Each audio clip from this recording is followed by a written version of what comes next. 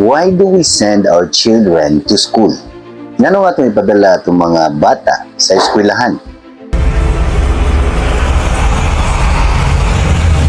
As a parent, ato ipadala itong mga bata sa eskwelahan aron makaton.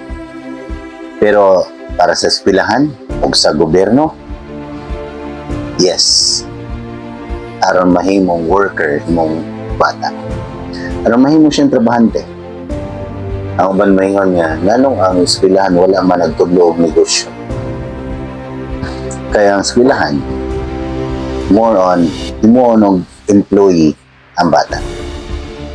Pero, dili ra ka na. As a parent, gusto na to nga itong mga bata makakompete. Yes, sa trabahoan, pero ang purpose is aron makakompete, inig pang-apply. Kaya ang technology and information nagsige nagka-updated every day. Na bagong information, na bagong technology. O kung dili kagukod atong bata na, maglisod siya pang-apply sa trabaho. Pero para na ako as a parent, ang pinaka-importante nga rason nga nung ipadala na ako akong anak sa eskwelahan aron kung wala na ako, mabuhi sila, makasurvive sila. They can survive on their own. Kay ipa-eskwela na ko sila, yes, aron makatrabaho. Kay kung wala na ko, na sila panginabuhian. Kung dili sila mo-eskwela, pwede man na ay panginabuhian lain. No, dagan kayo. Pero kung kuan sa mga bata, kay aron makakompete sila sa uban. Aron ini kung mga apply sila, na sila'y chance nga madawat sa trabaho. Kaya kung wala, lisod yun. Lisod magani nga naa kay credentials. Nga uban maingon magani, mas lisod yun kung walay backer. Pero unsay bakiran kung wala yun ka ni qualified. Lisod kay ka bakiran kung dili yun ka kwalipikado. So first na imo hong ipabuhat sa mong anak kay at least qualified yung mong bata. Kung qualified siya, usap pa na makatabang ang backer. Bisan pa og moingon mo nga nakoy backer kung dili siya qualified na mapangitaan gyapon siya bikil, matangtang riya po na sa trabaho. Nganong ingana kay gusto na ko kung wala na ko mabuhi gyapon siya. Mao man ang purpose na to, di ba mga ginikanan? Aron kung wala na ta, mabuhi gyapon sila. So para na ako as a teacher, mga parents nga nagpa-eskwela sa inyong mga bata sa eskwelahan nga ako maoy teacher, how long are you gonna keep on protecting them? Antod ganus ani mo sila proteksyonan, na antod ganus ani mo sila bantayan nga luoy ikaw may mo barog para nila pirmi. Kay kung imo silang proteksyonan pirmi, imong gihimo imong anak nga dependent nimo o weak, di man siya kabarog nga siyara, makalahutay man lang siya kung naa ka. Kunya, sure man tang tanan nga mamatay ang tao. Inig wala na ta. O bisan naa pa ka, magsikag sunod-sunod sa mong bata, di lang ka manarbaho. Di lang ka mabuhat sa mong kinahalang buhaton, magsunod-sunod. Mapil kag sunod nga to sa ihang classroom, magbantay ka niya. Kung musuwat ba siya letter A, o kung kasaban ba siya maestra kung wa siya ni suwat. Hantod ganus ani mo siya bantayan. Mahadlok ka nga awayon siya or di taganahan na kasabaan siya or di taganahan nga mag-uul siya or mahadlok siya. Antod ganus ama nato siya bantayan.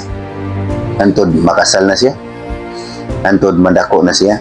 Yes, we try to protect them. Ato man ang anak, ganahan ta nga walay bati nga may tabo nila. Dili nato sila mabantayan gani. Gani diha sa tong balay. Usay gani matakilpo na sila nga naata nagbantay nila. Even under our watch, they hurt themselves. They can hurt themselves. Samot na sa classroom nga dili na usara ka bata sa room. Bisod mo kitag bantay kung atong anak 3, 4 or sige mayon ka daghan kay kag anak 12 ka buking mo anak. Unsa na ka ang sa eskwelahan nga 35 ang pinakagamay nga bata sudso sa classroom. Ang pinakadaghan siguro mga 45. Mabantayan ka na tanan sa maestra. Kani katong pagka-estudyante na to, nga magitay buhaton nga dili ka balo maestra. Diba? Na kay gibuhat pag elementary o high school nimo, na imong maestra wala nakabaw, imong ginikanan wala nakabaw. So mao sa nitabo sa classroom garon. Paminon nyo makabaw tanan teachers na nitabo so sa classroom. But think about this. Una-una alam, andun gano sa lagi nato sila bantayan.